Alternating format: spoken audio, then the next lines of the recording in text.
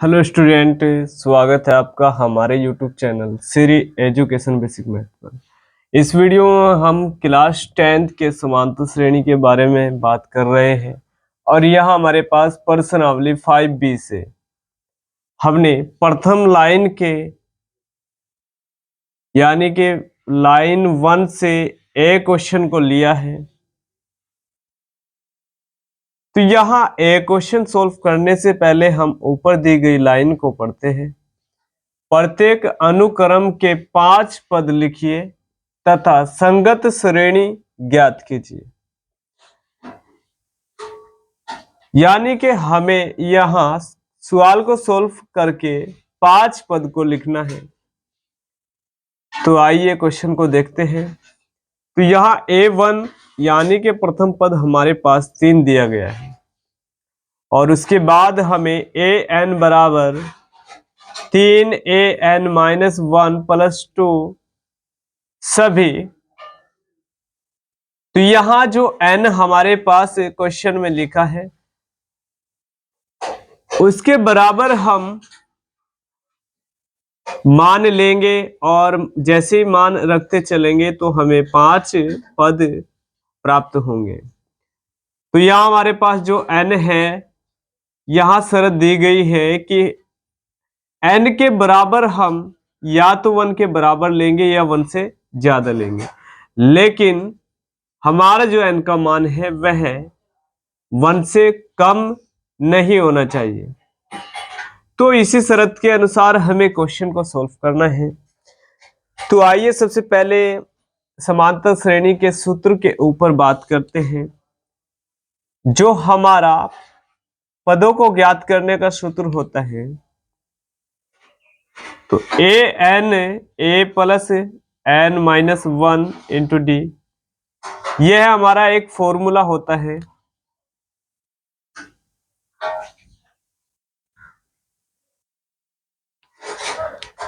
तो यहां हमारे पास an का मतलब होता है अंतिम पद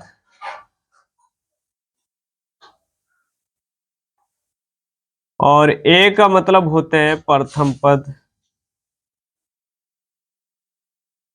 और n का मतलब पदों की संख्या और यहां d का मतलब होता है सार्वंतर।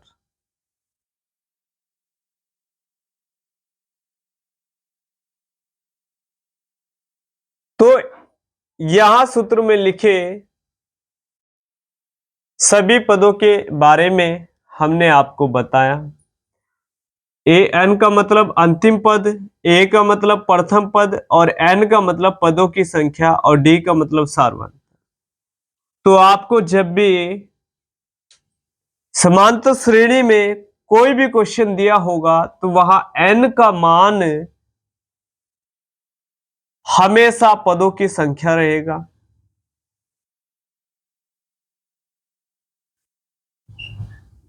यानी कि A1 बराबर हमारा प्रथम पद,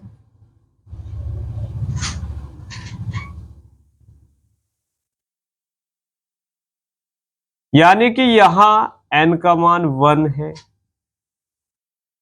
अगर हम एक पद की बात करते हैं तो n का मान वही पहला पद हमारा हो जाता है। A2 का मतलब होता है दूसरा पद।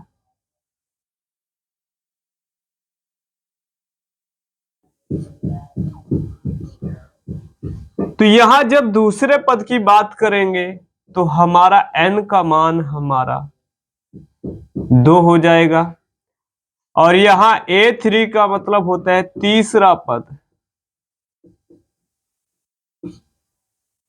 तो यहां n बराबर हमारा 3 हो जाएगा। समांतर श्रेणी की यही कंडीशन होती है कि जेवे पद की बात करेगा वह n का मान होगा।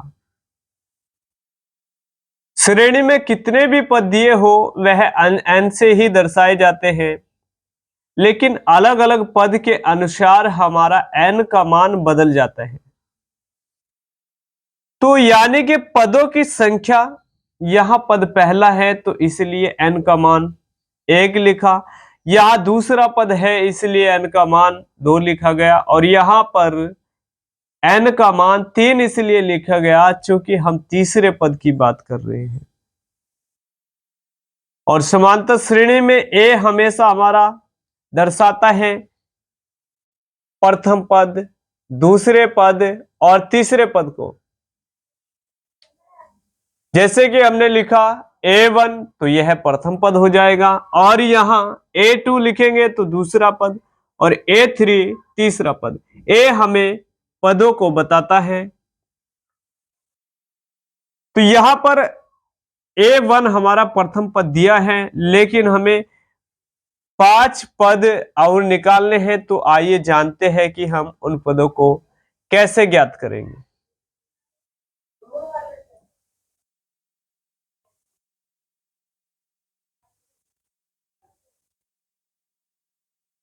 तो यहां n के बराबर हमें कुछ मान लेने होंगे। आइए उन्हें सबसे पहले लिखते हैं। जैसे 1 2 3 4 5।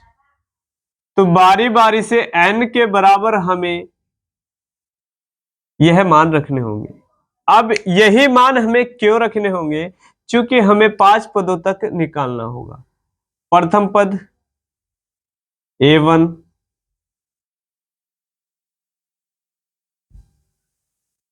और A1 जैसे ही लेंगे तो n के बराबर 1 आएगा,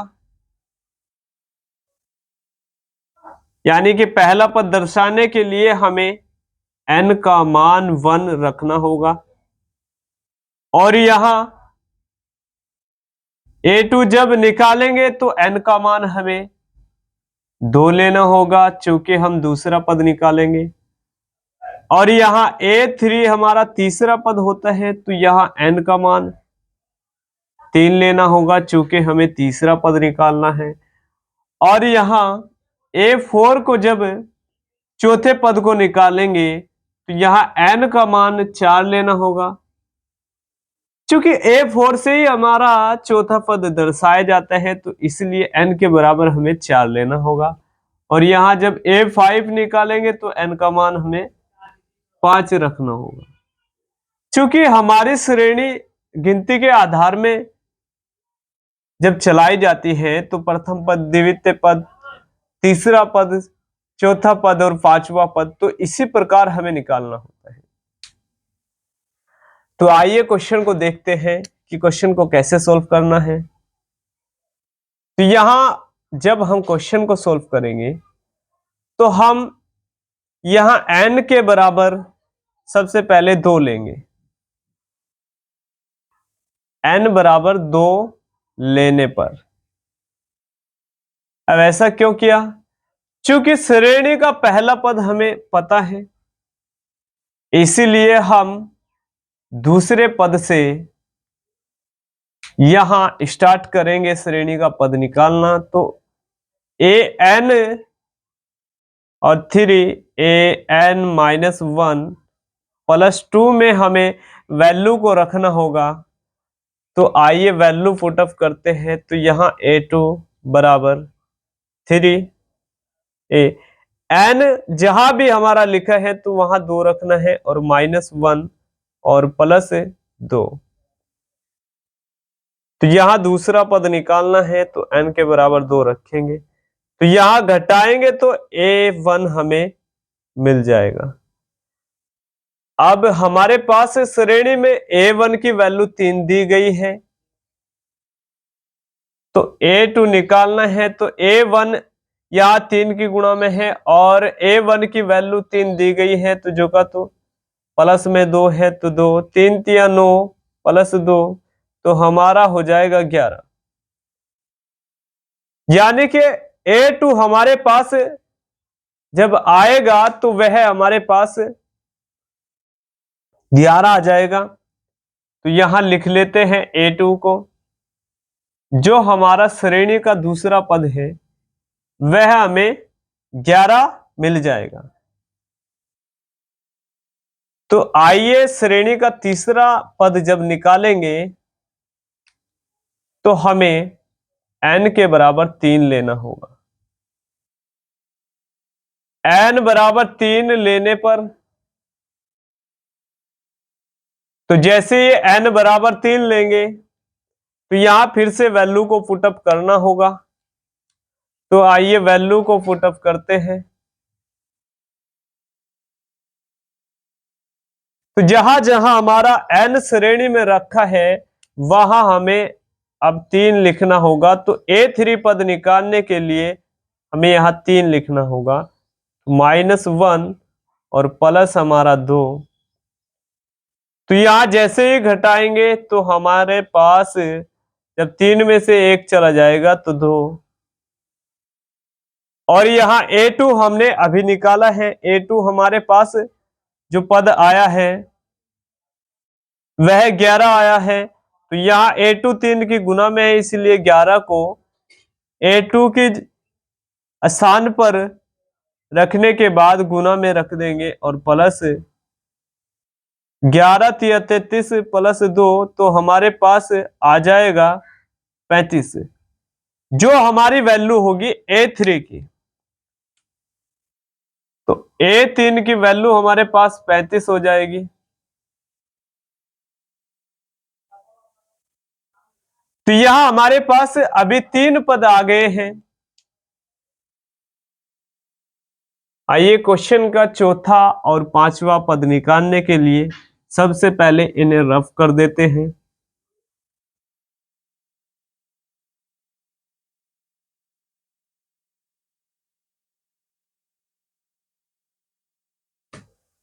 तो इसी प्रकार हम जैसे अब फोर्थ पद निकालेंगे तो n के बराबर हमें 4 लेना होगा। तो n बराबर 4 लेने पर, तो जैसे n के बराबर 4 लेंगे तो सबसे पहले जहां वैल्यू को पुटअप करना है उसे नीचे लिख लेते हैं। तो 3 n-1 और प्लस 2। तो यहां वैल्यू को पुटअप करते हैं तो 4 आ जाएगा। 3 4 -1 प्लस 2। तो 3 4 में से जब 1 को घटाएंगे तो A3 हमारे पास यहां आ जाएगा। तो A3 की वैल्यू अभी हमने निकाली है 35, तो 3 गुणा 35 प्लस 2। तो यहां गुना करेंगे सबसे पहले इकाई अंक में, तो 3 पंजे 15, 1 हासिल, 3 तिया 9, जब ढाई में गुना करेंगे 9 और 1 10 और प्लस 2। तो यहां पर हमारे पास आ जाएगा 107। यह हमारी वैल्यू होगी A4 की। तो यहां A4 बराबर हमारा आ जाएगा 107।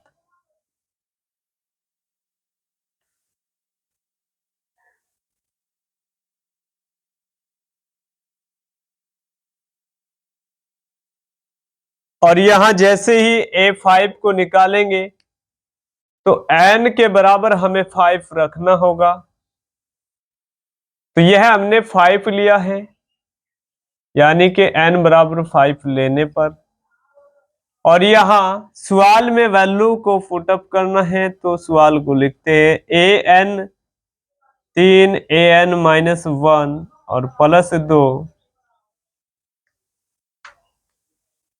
तो अब यहां वैल्यू को जैसे पुटअप करेंगे तो जहां जहां n लिखा है वहां हम लिखेंगे 5 3।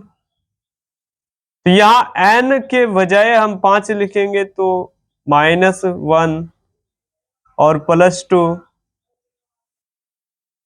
तो यहां ए जुका तो रहेगा, लेकिन 5 में से जब 1 घटाएंगे तो 4 प्लस 2। और यहाँ A4 जो हमारे पास पद है वह 107 अभी हमें मिला है, तो यहां गुणा में रख देंगे 107 प्लस 2। और यहां गुना करेंगे तो सबसे पहले इकाई अंक में गुणा करेंगे 3 का, तो 3 सते 21, 2 हासिल, और जैसे ही गुना करेंगे 0 में तो 3 जोका तो 2 हासिल जुड़ जाएगा, और 3 एकम 3 और प्लस हमारे पास 2।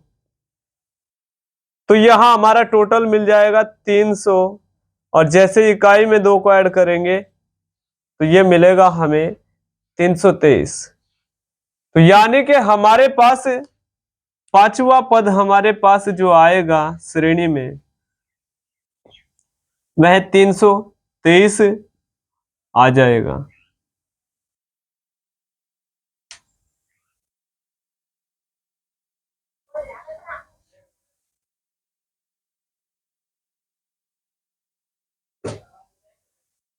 तो यहां हमारे पास जो श्रेणी बनकर के आएगी अब वह हमारे पास हो जाएगी एपी 3,11 और 35, 107,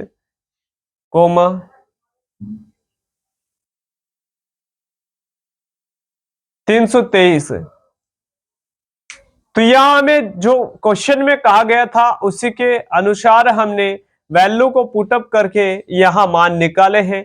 तो यहां कहा था कि प्रत्येक अनुक्रम के 5 पद लिखिए, तो हमने 5 पदों तक यहां मान निकाल लिए हैं, जिसमें हमारा पहला पद हमें दिया था और इसी के माध्यम से हमने 4 और पद निकाले हैं। और यहां पर n की वैल्यू को प्रथम पद निकालने के लिए 1 रखा गया, दूसरा पद निकालने के लिए 2 रखा गया और तीसरे पद के लिए 3 और चौथा पद के लिए 4 और पांचवें पद के लिए 5 रखा गया। चूंकि हमें पद को दर्शाना था कि यहाँ कौन सा पद निकाल रहे हैं, तो यहाँ A2 से दर्शाते हैं दूसरा पद। तो n का मान जब दूसरा पद हम निकालेंगे तो n का मान 2 रहेगा और जब तीसरा पद निकालेंगे तो n का मान ऑटोमेटिक हमारा 3 रहेगा और जब चौथा पद निकालेंगे तो n का मान 4 रहेगा और पांचवें पद में n का मान 5 रहेगा। तो इस माध्यम से हमने यह सभी मान निकाल लिए हैं। तो उम्मीद करते हैं स्टूडेंट कि यहां यह क्वेश्चन आपकी समझ में आ गया होगा। इस वीडियो में इतना ही है स्टूडेंट, फिर मिलते हैं नेक्स्ट वीडियो में। और नेक्स्ट वीडियो हमारा पाने के लिए हमारे चैनल को कीजिएगा सब्सक्राइब, और इस तरह ही हम आपके लिए आपको वीडियो में समझाते रहेंगे। आसान से आसान तरीके से आपको क्वेश्चन को समझाने के लिए हम प्रयास करते रहेंगे और उम्मीद करते हैं कि हमारा वीडियो आपकी समझ में आ जाता होगा।